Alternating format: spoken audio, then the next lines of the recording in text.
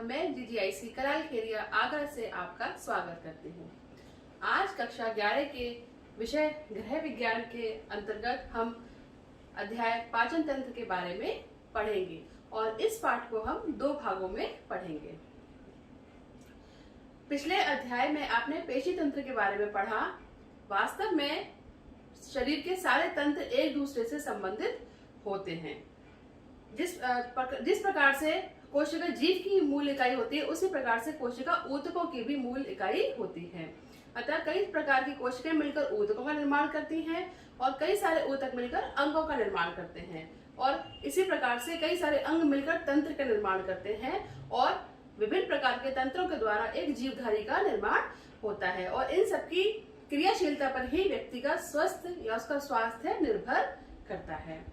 विभिन्न प्रकार की ऐच्छिक और अनैच्छिक मांसपेशियां मिलकर अंगों का निर्माण करती हैं और ये अंग शरीर के अंदर विभिन्न प्रकार की क्रियाओं का संपादन करते हैं, जैसे कि श्वास की क्रिया होती है, उत्सर्जन क्रिया, हृदय का धड़कना, भोजन का आहार नली में खिसकना और संकुचन विमोचन के द्वारा भोजन का पाचन।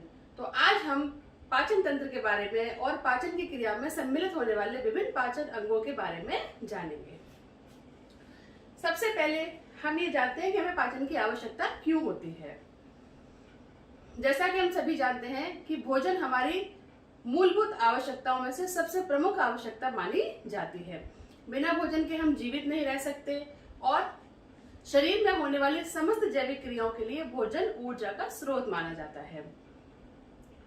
यदि कई बार हमने ऐसा महसूस किया होगा कि अगर हम कुछ घंटों तक खाना नहीं खाते, 4-6 घंटे तक, या फिर कभी व्रत या उपवास में पूरा दिन हो जाता है हमें बिना खाना खाए, तो हमें कुछ शारीरिक कमजोरी या दुर्बलता का एहसास होने लगता है। ये इसीलिए होता है क्योंकि जो ऊर्जा हमें मतलब शरीर में निरंतर कुछ ना कुछ क्रियाएं होती रहती हैं, आंतरिक और बाह्य, और जो ऊर्जा हमें मिलनी चाहिए वो ऊर्जा हमें नहीं मिल पाती है क्योंकि हमने भोजन ग्रहण नहीं किया होता। इसीलिए हमें भोजन की आवश्यकता होती है। हमारे शरीर में निरंतर आंतरिक और बाह्य क्रियाएं होती रहती है। आंतरिक क्रियाएं जैसे कि श्वास लेना, भोजन का पाचन, उत्सर्जन, विभिन्न प्रकार की क्रियाएं, और बाह्य क्रियाएं जैसे कि चलना, दौड़ना, उठना, बैठना। तो इन सभी क्रियाओं में शरीर में जब इन सभी क्रियाओं का संपादन होता है तो इस क्रिया में मांसपेशियों की क्रियाशीलता होने के कारण कुछ संकुचन की प्रक्रिया होती है, जिसकी वजह से ऊतकों की जो कोशिकाएं होती हैं उनमें टूट फूट या मरम्मत होती है और इस क्षति को दूर करने के लिए हमें भोजन की आवश्यकता होती है। जो भोजन हम ग्रहण करते हैं यदि उसमें पर्याप्त मात्रा में पोषक तत्व होते हैं, जैसे कि कार्बोहाइड्रेट और वसा जो कि हमें ऊर्जा प्रदान करते हैं, प्रोटीन जो कि शरीर की वृद्धि और विकास के लिए उत्तरदायी होते हैं और टूट फूट की मरम्मत भी करते हैं, और विटामिन जो कि हमारे शरीर को सुरक्षा प्रदान करते हैं और शरीर को रोगों से लड़ने की क्षमता देते हैं। यदि हमारे भोजन में सारे पोषक तत्व मौजूद होते हैं तो हमारे शरीर में ये सभी पोषक तत्व अच्छे से पचकर रक्त के माध्यम से शरीर के हर अंग और प्रत्यंग में मिल जाते हैं। यदि इन पोषक तत्वों की हमारे आहार में कमी हो जाती है तो पोषक तत्व रक्त के माध्यम से शरीर में नहीं जा पाते और फिर हमारे शरीर में विकार या रोग पनपने लगता है। इसी प्रकार से जो भोजन हमने ग्रहण किया है उस भोजन का कुछ अंश शरीर में पच नहीं पाता है और उस बिना पचे हुए अंश का या कुछ अपशिष्ट जो हमारे शरीर में मल के रूप में एकत्रित हो जाता है उसका शरीर से बाहर निकलना भी नितांत आवश्यक होता है। और ये सारी प्रक्रिया पाचन के अंतर्गत हमारे शरीर में संपन्न होती है। इस प्रकार से हमने देखा कि जिस भोजन को हम ग्रहण करते हैं यदि वो हमारे शरीर में उसी अवस्था में रहता है तो वो हमारे शरीर के लिए लाभकारी नहीं होता। हमारे शरीर के लिए लाभकारी वो तभी होता है जब उसको शरीर अपने पाचन योग्य बनाकर उसको सरलतम रूप में परिवर्तित करके उसको अपने अनुरूप परिवर्तित कर लेता है। इसके बाद हम जानते हैं कि पाचन क्या होता है। पाचन अर्थात जो भोजन हम खाते हैं वह अविलय ठोस भोजन को पचाकर उसे घुलनशील एवं अवशोषणीय अवस्था में बदलना तथा अपचय भोजन का शरीर से बाहर निकालना ही पाचन क्रिया कहलाता है। और जो अंग इस क्रिया में भाग लेते हैं वे सभी सम्मिलित रूप से पाचन तंत्र का निर्माण करते हैं। पाचन की जो प्रक्रिया हमारे शरीर में संपन्न होती है उसमें मुख्य रूप से 3 क्रियाएं संपादित होती हैं, जिसमें कि सबसे पहला भोजन का पाचन, दूसरा अवशोषण स्वांगीकरण और तीसरा विकार का विसर्जन। अब हम आते हैं कि पाचन से संबंधित कौन कौन से अंग होते हैं, इसके बारे में हम अब आगे जानेंगे। सबसे पहले मुख, जो पाचन का सबसे प्रथम अंग माना जाता है वो मुख होता है, और मुख के अंतर्गत 4 और अंग होते हैं जिनको कि मुख के अंदर रखा गया है, जिसमें कि होंठ, जीभ, दांत और लार ग्रंथियां। इसके बाद दूसरे नंबर पर ग्रसनी, जो कि मुख के पीछे स्थित होती है, फिर ग्रासनली और आमाशय, फिर पक्वाशय, यकृत, पित्ताशय, अग्न्याशय, प्लीहा, छोटी आंत और बड़ी आंत।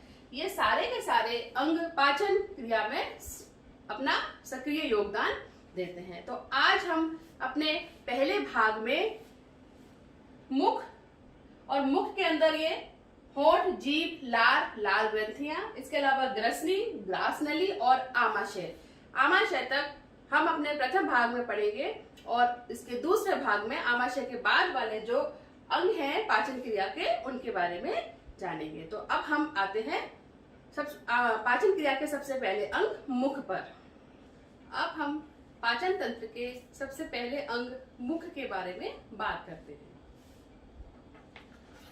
जैसा कि हम यहाँ डायग्राम में देख सकते हैं, पाचन तंत्र का जो सबसे पहला भाग होता है वो मुख ही होता है। मुख के द्वारा ही भोजन को ग्रहण किया जाता है। मुख ग्रसनी के आगे का ऊपरी खुला हुआ भाग होता है, जो कि दोनों जबड़ों के मध्य में स्थित होता है, और इन्हीं दोनों जबड़ों में दांत और हमारी जो दाढ़ होती हैं वो मजबूती से जुड़ी हुई रहती हैं। मुख का ऊपरी भाग एक कठोर अस्थि का बना होता है, जिसे तालू या अंग्रेजी में पैलेट भी कहते हैं, और मुख के बीच में जो खाली स्थान होता है वह मुख गुहा के नाम से जाना जाता है। मुख के अंतर्गत 4 पाचन के अंगों के बारे में बात करेंगे, जिसमें सबसे पहले आते हैं होंठ, जिनको हम ओष्ठ अंग्रेजी में लिप्स के नाम से जानते हैं। होंठ एक प्रकार के संवेदी अंग के रूप में जाने जाते हैं, क्योंकि भोजन के गर्म अथवा ठंडे होने की संवेदना हमें सबसे पहले होठों के द्वारा ही मालूम पड़ती है। इनका मुख्य कार्य भोज्य पदार्थों को मुंह के अंदर बनाए रखना और उनको बाहर गिरने से रोकना होता है। होठों के अंदर रुधिर वाहिनियां होती हैं, और तंत्रिकाओं की कोशिकाओं का, संवेदी कोशिकाओं का जाल जैसा बिछाव होता है, जो कि हमें संवेदनाएं प्रदान करता है, जिसके कारण हम भोजन के ठंडे अथवा गर्म होने का एहसास कर पाते हैं। होंठ के बाद अब हम आते हैं जीभ, जिसको कि जिह्वा या अंग्रेजी में टंग कहा जाता है।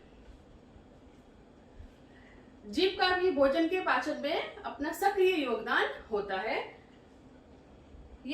इसका मुख्य कार्य भोजन को दांतों के बीच में धकेलने का होता है, और इसके अलावा लार को भोजन के साथ मिक्स करने में, मिलाने में और उसको एक लुगदी का रूप बनाने में भी जीभ अपनी सक्रिय भूमिका निभाती है। इसके अलावा भोजन जो हम ग्रहण करते हैं वो मीठा है अथवा नमकीन है, खट्टा है या कसेला है, कड़वा है, इन स्वादों का अनुभव भी हमें जीभ के द्वारा ही पता चलता है। अर्थात जीभ के ऊपर कई प्रकार के स्वाद अंकुर होते हैं, जो हमें विभिन्न प्रकार के स्वादों का बोध कराते हैं। यहाँ हम चित्र में देख सकते हैं, ये इस तरह की जीभ की संरचना होती है, जिसमें कि जो सबसे आगे वाला अग्रभाग होता है जीभ का, वो हमें भोजन की मिठास यानी कि मीठेपन का अनुभव कराता है। इसके थोड़ा सा ऊपर दोनों तरफ साइड में जो स्वाद अंकुर होते हैं, इस प्रकार के एकदम महीन स्वाद अंकुर होते हैं, जो कि भोजन के नमकीन होने का या सॉल्टी होने का अनुभव कराते हैं। इसी के साथ साथ साइड में जो स्वाद अंकुर होते हैं वो भोजन के खट्टेपन का बोध कराते हैं, और जीभ के पश्च भाग यानी कि पिछले भाग में, जैसा कि यहाँ देख रहे हैं, यहाँ पर जो स्वाद अंकुर होते हैं ये भोजन के कड़वेपन का एहसास हमें कराते हैं। जीभ के बाद अब हम आते हैं दांतों पर। मानव जीवन में दो प्रकार के दांत निकलते हैं, अस्थायी और दूसरे स्थायी। अस्थायी दांत जो होते हैं, बच्चा जब छोटा होता है, जब बच्चा 6-7 महीने का होता है, तब अस्थायी दांत या दूध के दांत जिनको हम कहते हैं वो निकलने आरंभ होते हैं। और जब बच्चा 2 या 2.5 वर्ष तक का हो जाता है, तब इन दांतों की संख्या 20 हो जाती है, यानी कि निचले जबड़े में 10 और ऊपरी जबड़े में 10। लेकिन जैसे जैसे बच्चा की उम्र बढ़ती है बच्चे की और वो 6-7 वर्ष का होता है, तो स्थायी दांतों की जड़ें बाहर निकलने लगती हैं, जिनकी वजह से अस्थायी दांत जो थे वो हिलने लगते हैं और धीरे धीरे वो गिरने लगते हैं और अस्थायी दांत अपना स्थान ग्रहण कर लेते हैं। और लगभग 14 वर्ष तक आते आते इन दांतों की संख्या 28 हो जाती है और 17-18 वर्ष तक 4 दांत और निकल आते हैं, जिनको कि अक्ल दाढ़े कहा जाता है। कुछ लोगों के ये 4 दांत नहीं निकलते, तो वो संख्या में उनके दांत 28 रह जाते हैं। वैसे अधिकांशतः लोगों के ये 4 जो दाढ़े हैं वो 17-18 वर्ष की आयु तक आते आते आ जाती हैं। तो इस प्रकार से कुल दांतों की संख्या एक मनुष्य के मुख में 32 होती है। निचले जबड़े में 16 दांत और ऊपरी जबड़े में 16 दांत। दांतों की संख्या और दांतों के प्रकार को हम एक दंत सूत्र के माध्यम से समझ सकते हैं। जैसा कि यहाँ दिखाया गया है, 4 प्रकार के दांत होते हैं, कृंतक, रत्नक, अग्रचवर्णक और चवर्णक।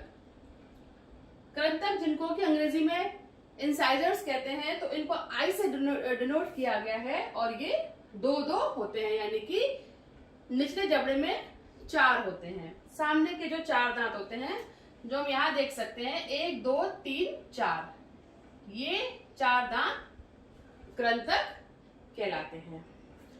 ये चपटे छेनीदार होते हैं, छेनी नुमा आकृति के होते हैं और इनका कार्य भोजन को काटना होता है। दूसरे आते हैं रत्नक, जिनको कि कैनाइन भी कहते हैं और इनकी संख्या एक जबड़े में 2 होती है, यानी कि ये वाले और ये वाले कृंतक के आसपास के एक दांत। इसके और इनकी ये देखने में नुकीले होते हैं और इनका कार्य भोजन को चीरना होता है। तीसरे आते हैं अग्रचवर्णक, जिनको कि प्रीमोलर भी कहा जाता है, तो इनको PM से डिनोट किया गया है और ये एक जबड़े में 2-2, यानी कि दोनों तरफ 2-2, इस तरह से ये वाले दांत ये प्रीमोलर्स कहलाते हैं और ये चपटे चौकोर होते हैं, जिनका कार्य भोजन को चबाना होता है। इसके अलावा सबसे मुख में पीछे की तरफ चवर्णक, जिनको कि अंग्रेजी में मोलर कहा गया है, इसीलिए M से डिनोट किया गया है और इनकी संख्या 3 होती है दोनों तरफ। 1, 2, 3, ये 3 इधर वाले और ये 3 इधर वाले, ये चवर्णक दंत कहलाते हैं। इस प्रकार से अगर हम इनकी संख्या को गिने तो 2, 1, 3, 4, 5, 6, 7, 8, यानी कि एक तरफ 8 और दूसरी तरफ 8, एक तरफ के जबड़े में 8 दांत, दूसरी तरफ के जबड़े में 8 दांत। इसी प्रकार से निचले जबड़े में 16 और ऊपरी जबड़े में 16, तो कुल दांतों की संख्या 16 ऊपर और 16 नीचे होती है। यदि हम दांत की संरचना देखें तो दांत की संरचना हमें कुछ इस प्रकार से दिखाई देती है, जिसमें कि सबसे ऊपरी भाग जो मसूड़ों के बाहर निकला होता है, यह दंत शिखर कहलाता है और इसके ऊपर एनेमल की एक परत चढ़ी रहती है, जिसकी वजह से दांत चमकीले और उनमें जो चमक होती है वो इसी एनेमल की वजह से होती है। बीच वाला भाग जो होता है वो दंत ग्रीवा कहलाता है और सबसे निचला वाला भाग दंत मूल कहलाता है। इसके बीच में जो हम देख रहे हैं, ये लाल रंग की रुधिर वाहिनियां होती हैं और तंत्रिकाओं का जाल सा बिछा रहता है, जिसकी वजह से दांत में संवेदना पहुंचती है और संवेदना का अनुभव होता है। इसके बाद अब हम आते हैं अगले अंग लाल ग्रंथियों पर। लाल ग्रंथियां भोजन के मुंह में आते ही लाल ग्रंथियां क्रियाशील हो जाती हैं। लाल ग्रंथियां 3 प्रकार की होती हैं जो मुंह में पाई जाती हैं। सबसे पहले कर्णपूर्व लाल ग्रंथियां जो कि कानों के पास स्थित होती हैं। दूसरी अधो जिह्वा जीभ के नीचे स्थित होती है और तीसरी अधो जंबिका जो कि जबड़े के नीचे स्थित होती हैं। और ये लाल ग्रंथियां 3 जोड़ों के रूप में मुंह में पाई जाती हैं। कुल 6 लाल ग्रंथियां होती हैं जो कि 3 जोड़ों के रूप में पाई जाती हैं। ये लाल ग्रंथियां एक पदार्थ का पदार्थ साबित करती हैं जिसको कि लार कहते हैं। यह गाढ़ा चिपचिपा पदार्थ होता है और इसका माध्यम क्षारीय होता है। जो भोजन हम खाते हैं वह लार में मिक्स होकर लार के साथ में मिलकर उसका लुगदी रूप में बनाने का जो कार्य है वो लाल ग्रंथियां करती हैं, लाल करती है और उसके द्वारा वो भोजन आगे ग्रसनी और फिर ग्रास नली में आसानी से लुगदी के रूप में आमाशय तक चला जाता है। लाल ग्रंथियों में जो पदार्थ पाया जाता है लार, और लार में एक प्रकार का एंजाइम पाया जाता है जिसे कि टाइलिन कहते हैं। यह एंजाइम भोजन में उपस्थित कार्बोहाइड्रेट पर अपना असर करता है और कार्बोहाइड्रेट को सरलतम रूप में शर्करा में परिवर्तित कर देता है। इस प्रकार से भोजन का पाचन मुख में ही शुरू हो जाता है। लाल ग्रंथियों के द्वारा कार्बोहाइड्रेट को पचाने की क्रिया मुंह में ही आरंभ हो जाती है। कार्बोहाइड्रेट के अलावा और दूसरे पोषक तत्वों का पाचन मुंह में नहीं होता, केवल कार्बोहाइड्रेट पर लार अपना प्रभाव डालती है। इसके बाद जो पाचन तंत्र का अगला अंग है मुख के बाद वह है ग्रसनी, इसको लैरिंक्स भी कहते हैं। और यह आगे मुख गुहा और पीछे ग्रास नली से जुड़ी हुई रहती है। यहाँ हम देख सकते हैं ये मुख के पीछे की तरफ यहाँ गर्दन में इसकी स्थिति होती है और इसका आकार कीप नुमा होता है। यहाँ देख सकते हैं कि ये कीप नुमा आकृति की होती है। मुख तथा ग्रास नली, मुख गुहा तथा श्वास नली दोनों ग्रसनी में आकर खुलती हैं। यहाँ पर एक उपकंठ उपस्थित रहता है जो कि एक उपास्थि का बना हुआ एक ऊतक का अंग होता है। फ्लैप नुमा आकृति होती है, एपिग्लॉटिस कहा जाता है उसको।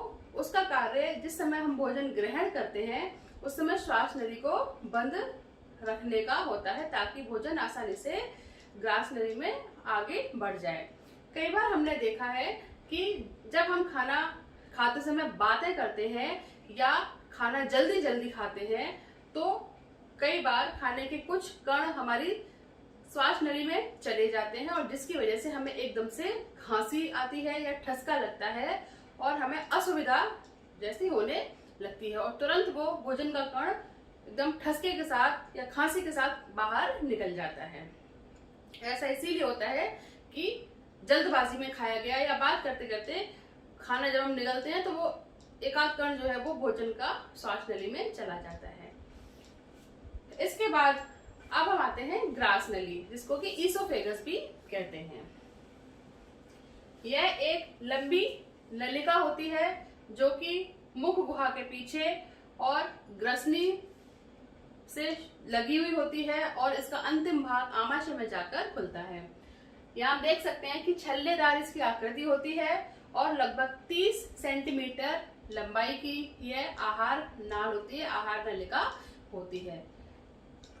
इसके अंदर विभिन्न प्रकार की श्लेष्मिक मांसपेशियां होती हैं, ग्रंथियां होती हैं, जिसकी वजह से एक पतला मतलब चिकना स्राव स्रावित होता है, जिसके कारण से भोजन आसानी से बिना अटके आगे बढ़ता हुआ आमाशय तक पहुंचा दिया जाता है। इसके बाद अब हम आते हैं पाचन तंत्र के अगले अंग आमाशय पर। ग्रास नली के बाद पाचन तंत्र का अगला अंग है आमाशय। जैसा कि हम इस चित्र में देख सकते हैं, ये नली जहां पर खत्म हो रही है ग्रास नली, उसका अंतिम भाग जहां खत्म होता है वहीं से आमाशय शुरू होता है और यह एक मशक के या एक थैले के समान इसकी आकृति होती है। जो कि कुछ इस प्रकार से दिखती है। आमाशय की लंबाई 30 सेंटीमीटर और इसकी चौड़ाई लगभग 10 सेंटीमीटर होती है और हृदय के नीचे बाईं तरफ डायफ्राम के नीचे इसकी स्थिति होती है। इसीलिए आमाशय के आरंभिक भाग को कार्डियक डोर या कार्डियक द्वार भी कहते हैं, हृदय द्वार भी कहा जाता है। और इसके बाद वह सिरा जो कि छोटी आंत में जाके खुलता है उसे पाइलोरिक द्वार भी कहते हैं। आमाशय की भित्तीय संरचना के बारे में अगर जाने तो आमाशय की भित्ति यानी कि आंतरिक संरचना में 4 प्रकार की परतें पाई जाती हैं, जिसमें कि सबसे पहली परत पेरिटोनियम, दूसरी पेशीय परत कहलाती है, तीसरी सबश्लेष्मिक परत और चौथी श्लेष्मिक परत। जो भोजन हम ग्रहण करते हैं आमाशय में वह भोजन लगभग 4 से 5 घंटे तक रहता है और 4 से 5 घंटे तक विभिन्न प्रकार की यांत्रिक और रासायनिक क्रियाओं के द्वारा भोजन का पाचन होता है, परंतु भोजन का पाचन आमाशय में आंशिक रूप से होता है और 3-4 घंटे आमाशय में रहने के बाद भोजन हल्के भूरे रंग का और बिल्कुल लेही के समान उसकी आकृति हो जाती है और उसके बाद आंशिक रूप से पाचन के पश्चात भोजन को आगे डियोडोनम या पक्वाशय जो कि छोटी आंत का हिस्सा होता है उसमें उसको आगे भेज दिया जाता है। अब हम देखते हैं कि आमाशय का पाचन में क्या योगदान होता है। आमाशय की आंतरिक जो भित्ति होती है, आंतरिक दीवार होती है, उसमें कई प्रकार उसमें जठर ग्रंथियां पाई जाती हैं जो कि जठर रस का स्रावण करती हैं और इसके अलावा 2 और एंजाइम्स होते हैं जो कि आमाशय में स्रावित होते हैं, पेप्सिन और रेनिन, परंतु ये दोनों एंजाइम्स निष्क्रिय अवस्था में रहते हैं, केवल जठर रस के साथ क्रिया करके ही ये क्रियाशील हो पाते हैं।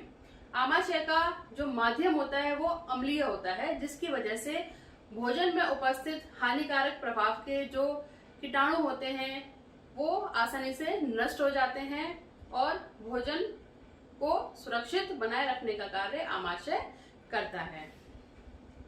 पेप्सिन और रेनिन, पेप्सिनोजन की अवस्था में रहता है जो कि हाइड्रोक्लोरिक एसिड के साथ मिलकर पेप्सिन में कन्वर्ट हो जाता है और यह प्रोटीन पर अपनी प्रतिक्रिया करता है जो कि प्रोटीन को जटिलतम रूप से सरलतम रूप में यानी कि प्रोटीन से पेप्टोन्स में बदलने का कार्य करते हैं। इसी प्रकार से रेनिन, लेकिन ये एंजाइम्स बच्चों में पाया जाता है, बड़ों में ये एंजाइम्स नहीं पाया जाता है। इस रेनिन एंजाइम्स के कारण दूध से दही बनने की जो प्रक्रिया होती है वो इसी रेनिन एंजाइम के कारण होती है। इस प्रकार हमने देखा आज पाचन तंत्र के विभिन्न अंगों के बारे में हमने जाना। सबसे पहले हमने ये जाना कि पाचन क्या होता है, पाचन की आवश्यकता क्यों होती है, पाचन किसे कहते हैं और पाचन क्रिया में भाग लेने वाले कौन कौन से अंग होते हैं। आज इस अध्याय को, इसके प्रथम भाग को यही समाप्त करते हुए अब हम कुछ सामान्य बातों के बारे में जानेंगे जो कि हमारे पाचन तंत्र की सुरक्षा के लिए अति आवश्यक होती हैं, क्योंकि ऐसा कहा भी जाता है कि समस्त प्रकार के जो रोग हैं वो पेट से ही शुरू होते हैं। यानी कि यदि हमारा पेट सही रहता है, यदि हमारा पाचन तंत्र सही रहता है तो हमें किसी और प्रकार की कोई बीमारी या कोई रोग या कोई विकार उत्पन्न नहीं होता। इसकी एक मजबूत वजह यह भी होती है कि यदि हमारा पाचन तंत्र सही रहता है तो हमारे शरीर में हर अंग प्रत्यंग में उसके आवश्यकता के अनुरूप पोषक तत्व पहुंचते रहते हैं जो कि खून में मिलकर पूरे शरीर में पहुंचा दिए जाते हैं और हमारे शरीर के हर अंग, हर तंत्र अपना कार्य सुगमता से करते रहते हैं।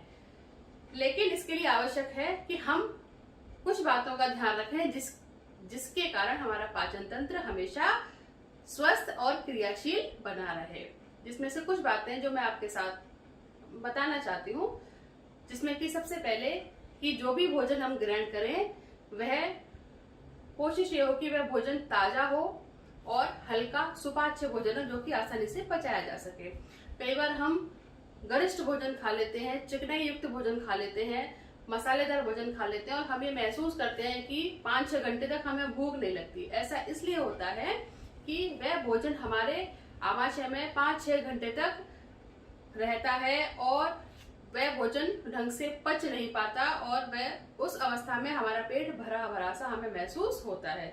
इसके विपरीत यदि हम हल्का और सुपाच्य भोजन खाते हैं तो वो कुछ समय बाद अपने आप ही पाचन क्रिया के द्वारा वो पच जाता है और आगे बढ़ जाता है और हमें फिर से भूख लगने लगती है।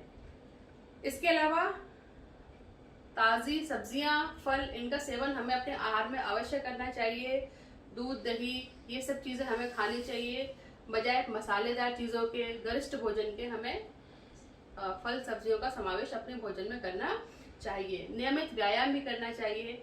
इसके अलावा जो हमारे शरीर में अपशिष्ट पदार्थ होते हैं जिनका निष्कासन बहुत आवश्यक होता है मल के द्वारा, वह हमें नियमित समय पर करते रहना चाहिए।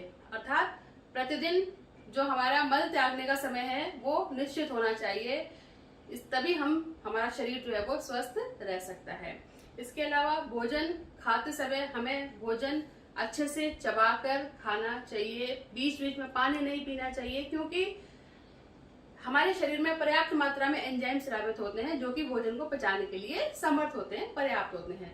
लेकिन बीच बीच में जब हम पानी पीने लगते हैं तो वह भोजन एकत्रित होकर लुगदी होने की बजाय, संयुक्त रूप में होने की बजाय वह भोजन पानी में विघटित रूप में हो जाता है, जिसकी वजह से एंजाइम्स अपना कार्य सुचारू रूप से नहीं कर पाते और फिर वह भोजन ढंग से पच नहीं पाता। यदि पाचन तंत्र अध्याय का यह भाग आपके समझ में आ गया हो तो मैं आपके समक्ष कुछ प्रश्नों को रखना चाहती हूँ जिनके उत्तर आप स्वयं खोजने का प्रयास करेंगे। प्रश्न नंबर 1, पाचन क्रिया से क्या अभिप्राय है? प्रश्न नंबर 2, दांत कितने प्रकार के होते हैं एवं उनके क्या क्या कार्य होते हैं? प्रश्न नंबर 3, भोजन के पाचन में जीभ का क्या योगदान होता है? प्रश्न नंबर 4, आमाशय का पाचन क्रिया में क्या महत्व है? मैं आशा करती हूँ कि आपको यह भाग अच्छे से समझ में आ गया होगा। धन्यवाद।